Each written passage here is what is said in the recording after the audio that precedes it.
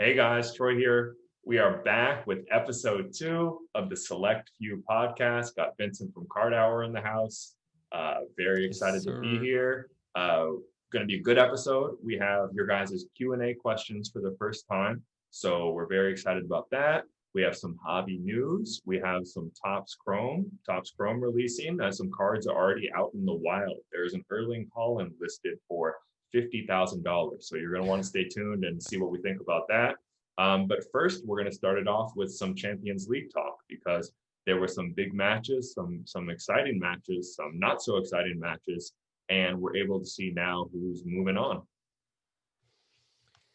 Yes, we have the last 16 ready, so it's going to be exciting to see who advances out of that. But for tonight, we had Bayern Lokomotiv. Bayern obviously won.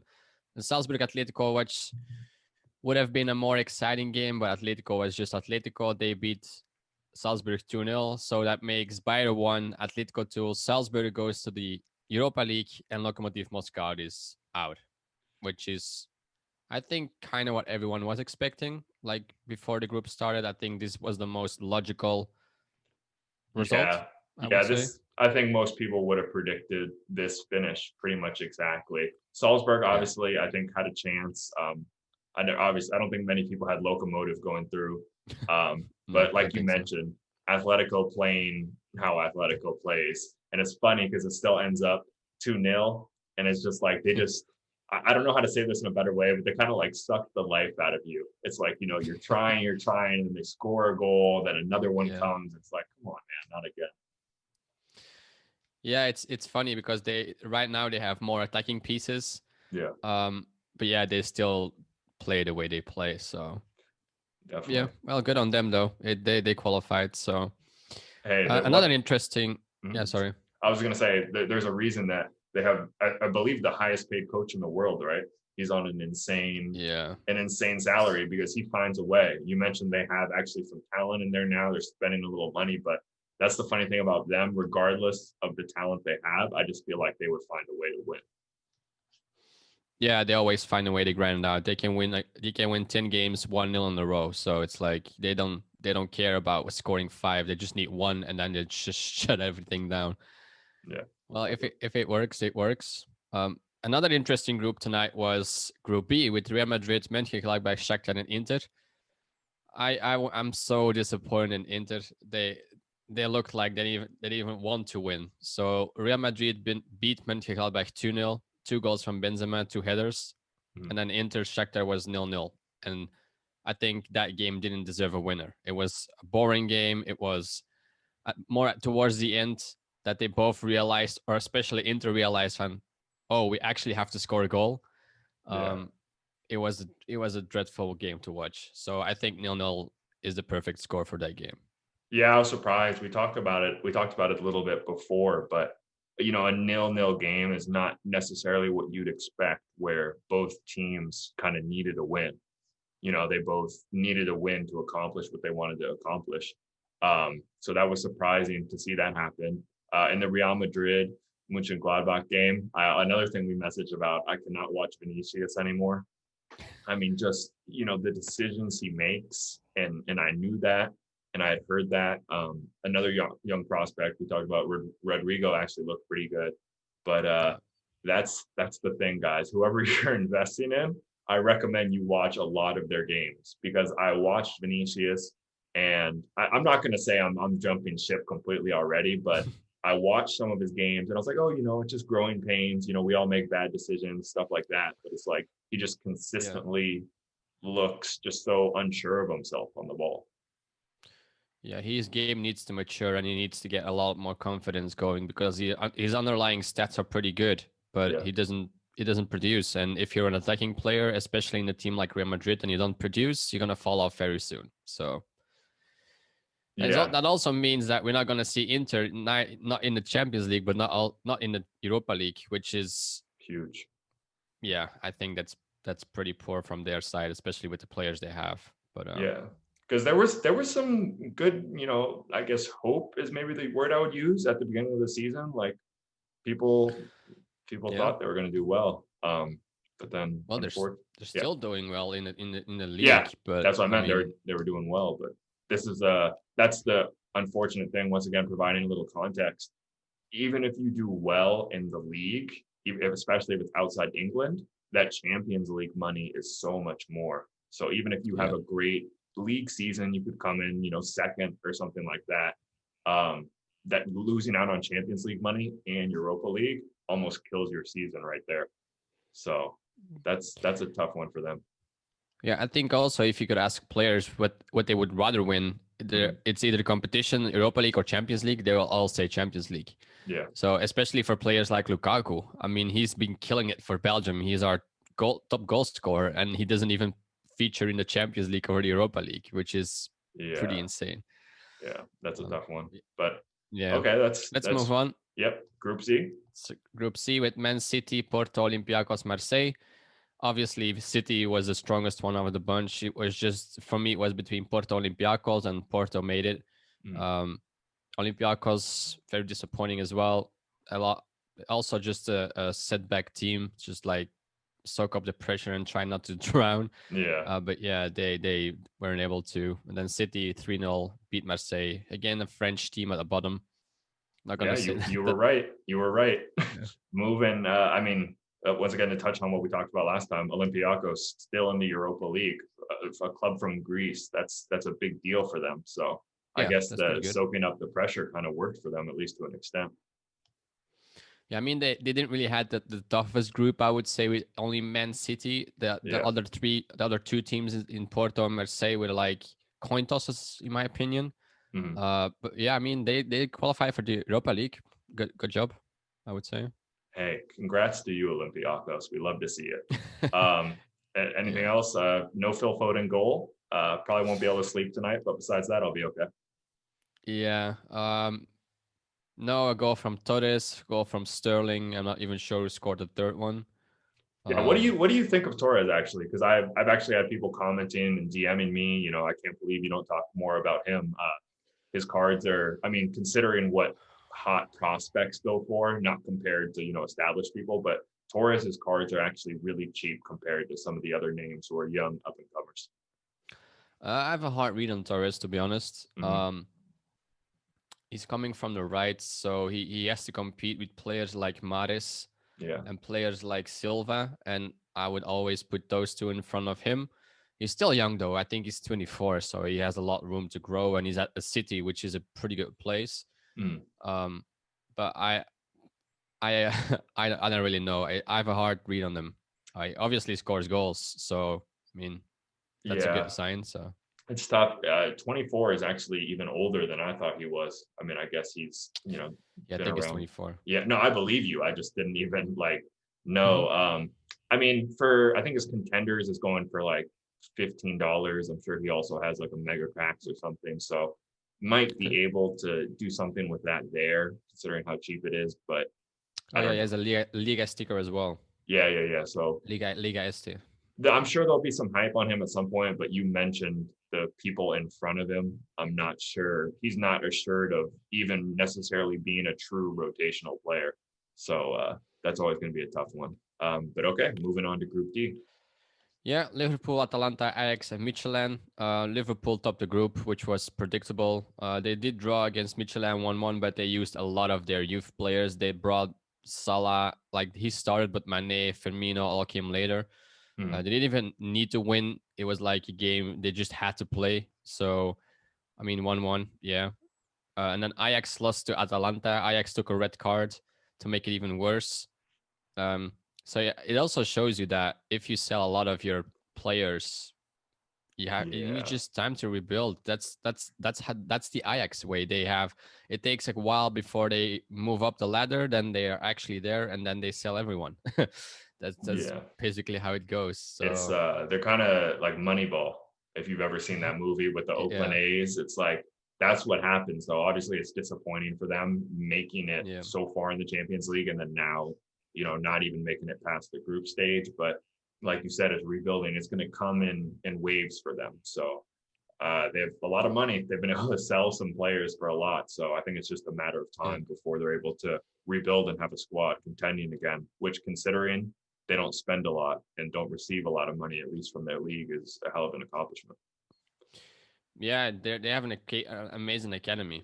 Yeah. And it's funny that you mentioned Moneyball, because Michelin is actually one of those teams as well. Yeah. They try to really implement that style of like looking at numbers, not specifically at players, but really look at numbers. Like, can those two players give us the same impact as that one player, but cost like 5 million less, and they will go for that option. So they're really the Oakland A's of the soccer world right now, which is pretty interesting. It's not really on a high level. I mean, they compete in the Champions League, which is obviously good, but yeah, they finished last with maybe 1 point or something. So yeah, it's not really working yet. But Yeah. it's the style they play, so it's pretty interesting. And it's funny you mentioned that in Michelin. It's almost disrespectful for, I feel like, to say they're doing Moneyball or even to Ajax, because it's more like Moneyball is like A's versus Yankees, and they probably have what, like maybe 1/4, maybe even a half of the payroll of the Yankees. Michelin Yeah, has to be at what, like a 10th, maybe a yeah, 20th. It's maybe. more like a minor Yeah. league baseball team playing the Yankees. So impressive to them. They got the draw, albeit Liverpool with a bunch of youngsters, as you noted. Um, Yeah, but yeah, still good. yep. All right, moving on. Group E. Group E was played yesterday. Was Chelsea, Sevilla, Krasnodar, and Rennes. Mm, Again, a French team at the bottom. Chelsea and Sevilla already qualified. Krasnodar took third place, which puts them in the Europa League. Chelsea, Sevilla, I think again, I think this group was pretty much predictable before it started. So mhm. I mean, good job to Chelsea for finishing first. We need to rep the boys. But yeah, Yeah, I'm pretty happy with that first place though. yeah. Chelsea doing pretty well. You know, Yeah. and something we may have to touch on later when we see what happened to Manchester United, because a lot of people have been comparing the two managers there in the current situations of the club. But Yeah. yeah, once again, you are right. Again, Rennes, the French team, hit the road. We will see you later. Okay, Group F. Dortmund, Lazio, Club Brugge, and Zenit. I think again pretty predictable. Dortmund and Lazio qualified. Club Brugge impressively went to the Europa League, and Zenit is out. Yeah, Yeah, I good think pretty effort by predictable. Club Brugge to get the draw, score 2 goals. Yeah. Would have been nice for them to get the win, obviously, but still making the Europa League is definitely an accomplishment for them, and getting 8 points. That's nothing to scoff at all. No, not at all. I mean, in a group with Dortmund and Lazio, I think that's pretty impressive. Even Zenit, but I mean, Zenit lost a lot of his prior. I mean, lost a lot of his game and team in the previous years. But I mean, still with Dortmund and Lazio, that's a good accomplishment, I would say, especially for a Belgium team. Yeah, and correct me if I'm wrong here, but Lazio is a good team that I feel like people don't talk about maybe a lot. Maybe because like if you're a true soccer fan, maybe especially historically, it's weird to maybe hear me say this, but I feel like Lazio isn't like the big name that people hear about a lot, so they underrate the type of team they have. Yeah, I mean they're very good at home, but they lack a bit away from home, and they're Yeah, very much dependent on Immobile. If Immobile doesn't score, their attacking options are not that deep, or they yeah, don't have many scoring options. They have another striker, but I mean it's Immobile or nothing. I mean he won the Golden Boot, like he was top scorer of Serie A last season. I think he scored like 35 goals. So I mhm, mean if he doesn't score, then yeah, the attacking options go down. But yeah, I mean they have a good team. yeah. Okay, moving on to Group G. Um, Juventus, Barca. Barça, I have Kiev. probably, I tend to be, I don't have the most comments, but I literally think I could go for 30 minutes talking about Barcelona and their performance yesterday. So I'll at least let you start it off. Yeah, I mean, yeah, Juventus, Barça, Kiev, and Ferencváros. Kiev Europa League, which is probably predictable looking at the group beforehand. Mhm. Juventus, Barça, I think they equaled 15 points, if I'm not mistaken. Yep. Um, but yeah, Barça lost 3-0 to Juve. 2 goals from Ronaldo, albeit from the penalty. Was a penalty. But yeah, I mean, I'm gonna let you. Yeah. Let me get on my soapbox real quick. So the first thing I will say is those goals and the marking was just terrible. just people unmarked at the back post. And once again, I'll freely admit it. I'm not the best like tactical analysis guy of soccer, but even I could watch that and just know they're not communicating and they're double marking the same person, not doing what they're supposed to do at all. Second, on an even less technical analysis perspective, their lineup, especially towards the end of the game, just gross. I'm looking at Firpo and Umtiti out there, and even Ricky Puig, who I like, and then we got Griezmann, and it's just like, okay, what is this lineup? Who is out there right now? It just looked terrible. I'm gonna keep going. Juventus looked more like Barcelona than Barcelona looked like Barcelona. Calm on the ball, retaining possession, confident, while Barcelona is just, kicking it from outside the box, just trying to like send shots in. And then the other last thing, okay, actually, I kept it somewhat concise, but Barcelona, the thing I keep saying, and maybe I'm wrong on it, I really could be, but their bench options and their rotational options to me, first of all, they spent so much money on them and they're not good at all. And I see the success that all their former academy products are having, Grimaldo, even Adama Traore. I'm super biased towards like Deulofeu and some of these guys. And I'm not saying Deulofeu is going to save them right now. And it's hard to keep your academy products just as like rotational people. But I don't know, just seeing their bench players come in, it just made me sad yesterday, honestly. Yeah, I think they have the same problem as Belgium. They have a very good first team, but take like little pieces out there and Yeah. it falls apart. Like I think Dembele is injured again as well. Yep. So that's another setback because he was actually coming in like coming together. Mm-hmm. And then yeah, if you take some players out and you have limited options on the bench, then you, especially against a team like Juventus, I mean, then it's not gonna work.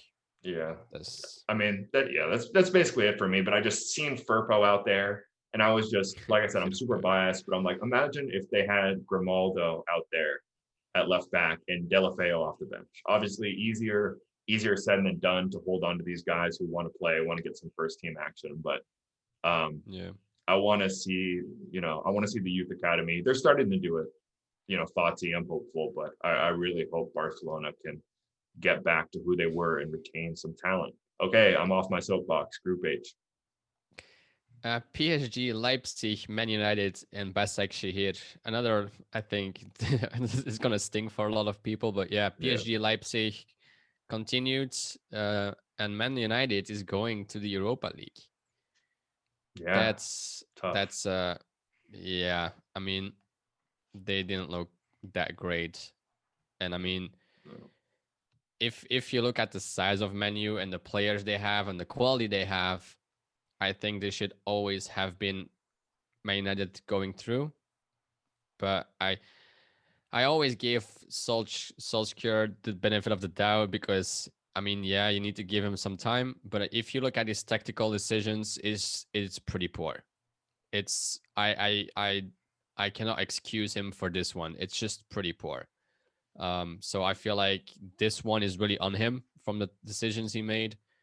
But yeah, we're gonna see them in the Europa League, which maybe they win it, which would be good as well. It's at least a title or a cup they win. But yeah, I think fans, even if they win it, fans are gonna be disappointed anyway. Yeah, I just don't know what to think anymore. Like, is it the players or is it the managers? Because the players, whatever players go there, always like pretty much in totality, besides my guy Bruno, invest in his rookie cards more, pump them up.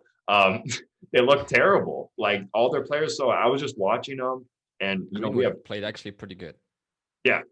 But Angelino like tearing them up, looking like I don't even know someone super special out there. I don't know. Yeah. I don't know what's going to happen with them. I can't decide. Like, is getting rid of the manager really going to fix it at this point? I'm not sure. It's hard to say because you have a guy in Pogba who doesn't really fit into the system and he doesn't really want to play there. Then you have Martial, who is not even a glimpse of himself. Yeah. Obviously, you can still argue the fact of the backline, but I feel like it's not really on them. You have a De Gea who's not really that consistent anymore. Mm-hmm. And then you have a coach who does these crazy tactical changes. I mean, why would he change what worked against him the last time? Like they hurt him 5-0 because of a tactical formation. Yeah. Like, and all of a sudden he flips it all around. He puts players in different positions, and then they get trashed because I felt like they got trashed. They came back like from 3-0 to 3-2, but still going 3-0 down. This says enough, I think. So Yeah, yeah. I just want to see them do well again. I have a random thought about a random thought I have today, but I was thinking about, like why are my favorite, because my favorite two teams it's mainly Barcelona for sure, but Manchester United is actually up there for me. And I Yeah. was thinking about, I was like, why? I was like, you know what it was? It was Jai-Sung Park. It was seeing an Asian Oh yeah. player come off, and he would like play so hard, and he had such an impact. And I was thinking, what happened to these bench players? Like, I feel like the super subs used to be like a big thing, and not as much Yeah. now. There's not guys who are like known for coming off the bench and doing that. So sorry, that's my random rambling thought. Park, wow. Sorry, go on. I just said Park. Yeah, I mean, Yeah, he was an insanely good player. He could man mark. He could whatever you asked him to whatever do. you asked. Yep. He just did it. Yeah, amazing times. Yeah, it was inspirational. I think when I played soccer, I like looked up to him, one because he was Asian, but also I was like, well, he wasn't looked at as the most, necessarily skilled player in the world, Yeah, but he just did whatever the coach asked and he played hard. And I was like, you know what? I'm bad at yeah. soccer, but I can do that too. But I didn't do either. I was just bad. So PSG, just real quick, Neymar, what was it? Neymar 2 goals, Mbappe 2 goals? Oh no, three. Did we have a hat Neymar trick? 3. Hat Yeah, trick? Neymar 3, Mbappe 2, I guess. Yeah. So I mean, not really that important. I mean, I guess it was important, but good Yeah. to see that. Good to see them lighting it up again. Yeah, I mean, against Besiktas here, who has nothing to play for, Yeah. or so. But I Yeah, will say, maybe the market's changing because I saw some Mbappe and Neymar hyping on Instagram after the game. So who knows? Who knows where right. things are going? But okay, so we see who's through to the group or 16, final 16, and maybe we'll have to come back and analyze the pairings and the matchups going forward at some point. So definitely Yeah, look out for that. But now we're going to transition to some more card specific talk, and we're going to start off with some general hobby talk. We're going to talk about the release of Topps Chrome Champions League. Better late than never. yeah. It's strange that it's actually the 2019-2020 edition. Yep. So, as you said, better late than never. Um, I'm not really sure what I think of the design yet. I need to look more into it. I mean, the refractor looked amazing. I saw that fatty one Mm-hmm. floating about on Instagram. I feel like it looked amazingly good. Yeah. Um, but I I mean, it just came out, so we didn't really have a good look at all the product and everything that's going on. But what I will say is kudos to Topps to make it really inexpensible if you had access to it. Yeah, that's a big if that's though. that's the biggest if ever, I would say. Yeah. But yeah, I mean, they could have priced it whatever, and they decided to go with £85, which is $94. I think that's more reasonable than people would have expected. I think. Oh, for sure. Kudos to them for doing that. Yeah. In terms of the actual cards, I was reading some interesting things. People said that Hmm. the quality of the base versus the refractors is night and day. In Yeah. terms of, they were saying there's print lines, there's scratches, there are all sorts of things on the base. So I guess maybe if any of you Yeah. guys are investing to grade or do any of those things, that's something I'm going to look out for. I'm definitely going to be targeting the refractors just on the off chance that that's true. And then also in terms of the rookies in here, the disappointing thing to me is I didn't really have any that stood out to me. Yeah. There was no photo in it, was it? No, they have Fati, so there's some people think they'll consider that a rookie. I mean, I guess it is. It's from the first year, but no RC logo on. I mean, is there any RC logos in here at all? I don't think there is. I don't think so. Yeah, I don't think so. Not that I've seen. Not that I've seen. Yeah, Maybe. that's an interesting No. choice. I mean, I feel like they should. I mean, not to bring up the, I mean, if we're going to do it on the lost rookies, can't we find a way to figure it out on these? Yeah, it's so funny that they print like on demand RCs and then they make up sets for the RC and then there is no RC Yeah, in especially Top Scrum. just for their own interest too. You know what I mean? And we talk about it. If there's, I mean, I really do think if there was an RC on the on Sufati, that, or even, I mean, they could, even if they super finessed it and put it on the Holland, this thing would be jumping. But I guess they haven't done that before on Topps Chrome, any Topps Chrome. So maybe that's just their plan. Uh, I'll beat a dead horse to an extent. Erling Holland card in here. What do you think of it? Rookie, buy it now. Get all the ones you can. No, I wouldn't. I wouldn't say so. No, I mean, I always liked Top Scrum though. So I do. the design, I think the design is nice. But I would never consider it as a rookie. Yeah, I I don't mean, either. there is a now, there was already a Tops one. Then you have stickers. I mean, how many more products do they need to bring out before people stop calling cards rookies? I mean, do you need 25 cards before we stop calling it a rookie? Yeah, So, yeah, I don't know, like how it's just not. I mean, even the Topps Chrome Bundesliga, there's enough. There's enough. If you really want to consider that and his Dortmund kid is rookie, then you know what? That's fine. Go ahead. But this seems like a super stretch to me. yeah. And yeah, just I mean, one more time, I talked to you. I was thinking about buying a box for resale just to nice little Christmas present. I was going to ask Santa for it, but I don't see any cards on here that I'm particularly chasing. No, I mean, I actually haven't really looked into this product because I was like, I'm not gonna buy it. Hmm. I actually had one box in in my basket, but it didn't go through. So, Yeah, and I even saw reports. I think it was Jamie that had paid for it, and then they had his thing on pending, so it might even not have been gone through. He actually paid, but yeah, it's likely that he's not even going to receive them. So even if you were lucky yeah, enough and fast enough, then you might end up missing out, which is pretty insane. yeah. That's a tough one. Just looking, I'm looking at the the checklist or whatever right now.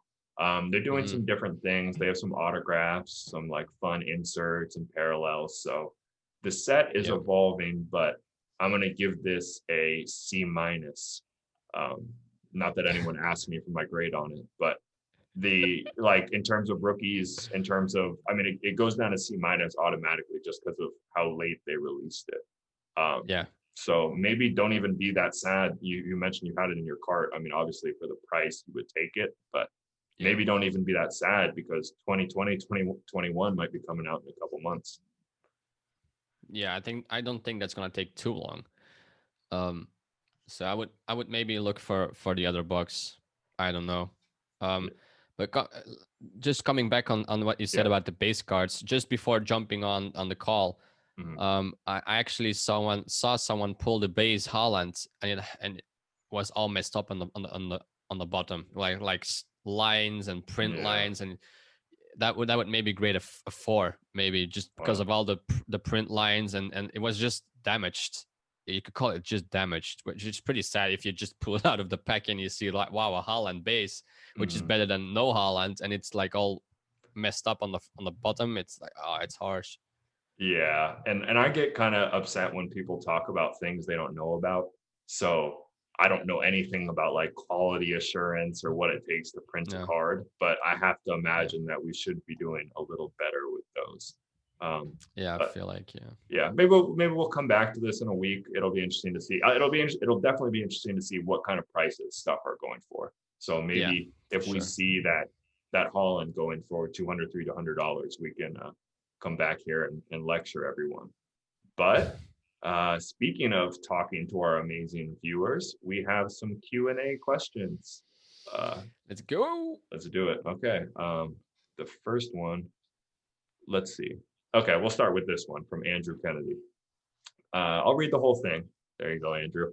I think one of the craziest stats in the soccer card market is the fact that there are over 3.5 times the number of PSA graded T206 cards, 1909 baseball cards, then the total number of PSA total soccer cards, 76K. What area in the market are you guys anticipating large PSA grading upticks since there are such an immaterial amount of soccer cards graded? Excuse me. P.S. Another interesting fact, there are over 1.7 million hockey cards graded. So I guess, what do you think about that? I mean, obviously, there's still a lot of cards and stickers at PSA. I actually keep record of at some of them. Like I track 25 stickers and cards of the more known players. Yeah. And then I check their movement in recent weeks. For one, the mega cracks Ansu Fati keeps going up. It's sometimes it stays like steady for 2 days, and then it jumps up with like 50 graded cards in one day. So I imagine that there's a lot of Ansu Fati still being graded. Yeah. It's the same with Prism. I see that thing go up and up. 2014 especially. I'm not sure where I'm not sure where that's going, but it keeps going up by a significant amount. So I would say Prism, and I would say stickers, and modern stickers at that. Yeah, definitely. I think stickers, especially, I would say vintage stickers might be something to look out for, because I think just getting those slabbed up, I've mentioned, like there's certain random ones like the Kaká, like rookie sticker, or players like that. I mean, you can pick that up for, in some cases, $10. So you get that in a slab, even if it's a 6 or a 7. That, to me, that's a $40 sticker at the very least. So I think we're going to see some of that. The stuff you mentioned, obviously Prism, Mega Cracks, the big stars. The one thing I will say though is, my guess would be it might be less Prism than like basketball or football. Because I bet you if you looked at PSA for basketball right now, what's sitting there, I mean, I might even go as far as to say it's like 80% Prism and Optic, or Prism and Optic rookies from the past year or two. Where soccer, a lot of the stuff I'm seeing people sending is like Ronaldo and Messi from every year. Because something I talk about is like, I don't think the soccer card market is like fully optimized yet, in the sense of like, people in basketball are like, I'm getting my Zion graded, I'm getting my John Moran graded, I'm gonna make bank. Where I think a lot of people who are sending in soccer cards right now are just like, oh, I like this card, it's Ronaldo, I'm gonna send it in. It's like not necessarily the huge money making exercise that I think basketball card grading is right now. Yeah, I just think a lot of people give up on Prism because of the drop. Yeah, it went up too fast, too soon. Too much too fast, and then they bought at the peak, everything dropped, and I think a lot of people just sold, and they were like, no, this is not working, so soccer card market is just stupid. Well, that's a very good point right there. Another interesting thing about cards coming back from PSA, I think there's a lot of people who sent them in right at the peak. So I mean, just like I've been picking up these Neymar Prisms PSA 9, I just got another one for like $50.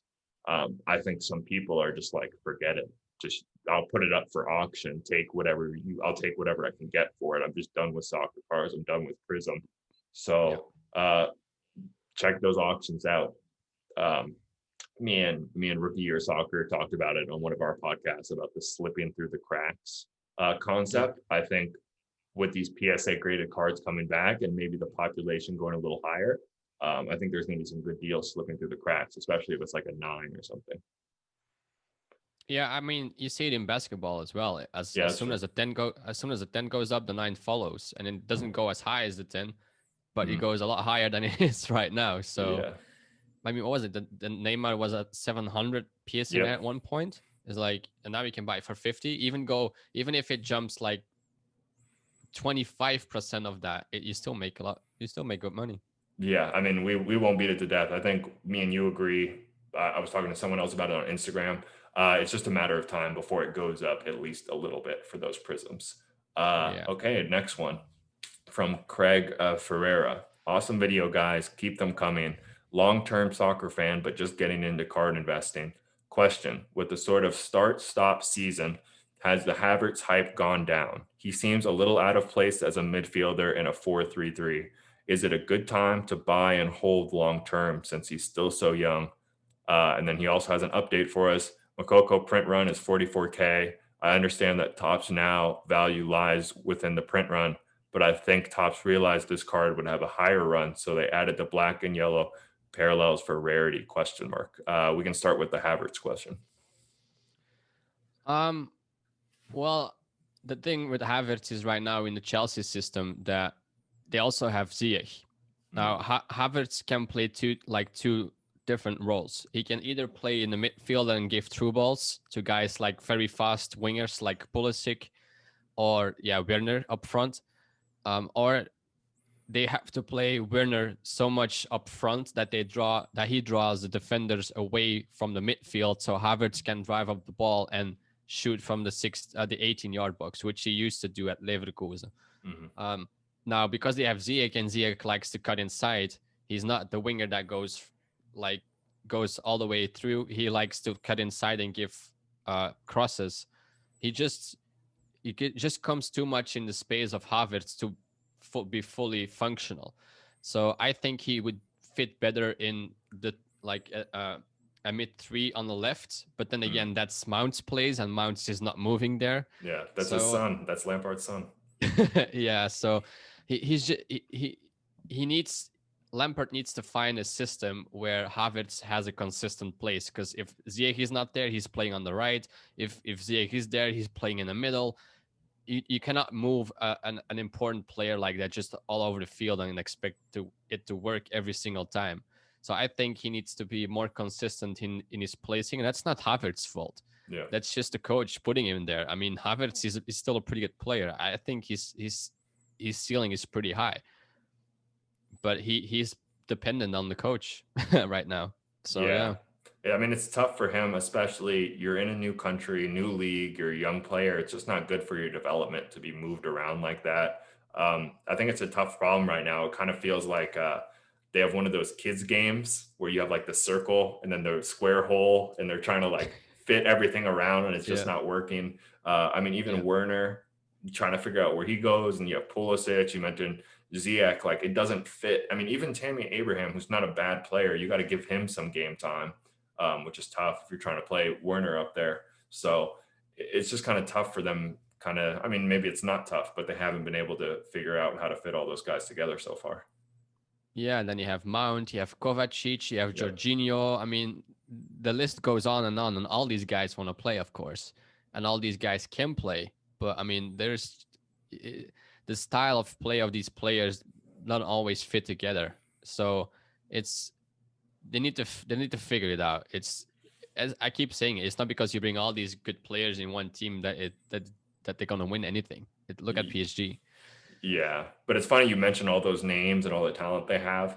I'm starting to not feel so bad for the manager, because they keep talking, the transfer ban, and why is Manchester United? It's like, well, Chelsea has a lot of talent right now. I don't know if, like I said, that's just because Manchester United ruins whoever goes there, but they definitely have some talent. I have one more question on Havertz, actually.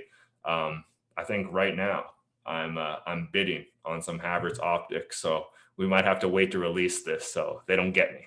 But what do you think about maybe him having a big role or kind of starring at the Euros? What's it going to look like for Germany? That's what I was thinking. Worst case, maybe I can flip him then. It's again difficult to say, because all these they have a lot of young Germans coming through as well in European teams. They're not really that well known anymore, but they do have a bunch of young players. I think you should always start Havertz if you have him available. So I'm pretty convinced that he will be the starting guy in that midfield, either at 8 or at 10. But I'm pretty convinced Lowe is gonna use him as a starter. So they have proven, him and Werner, that they have a pretty good bond and they understand each other. So I think those two, combine them with a guy like Gnabry, Sané, I think that's gonna work. Yeah, Yeah, we'll see. I think they like you mentioned, they have a lot of talent in there. They have actually a pretty good connection between those young guys. Yep. I think I'm going to end up buying these and just grading them. And I think even on hype alone before the Euros, I can sell half of Yeah. them, and then the rest just ride for free, if not better. So that's the plan. But yeah, that's all I had, man. It was good to talk about. I think we got through a lot of good stuff. Q&A. If you guys enjoyed that, please ask your own questions below. Or if you're more shy or you don't believe in YouTube comments, you can DM them to me or Cardhour. That's fine as well. And we'll look forward to talking to you guys on the next episode. For sure. See you guys. Yep. Good talking to you. See you guys.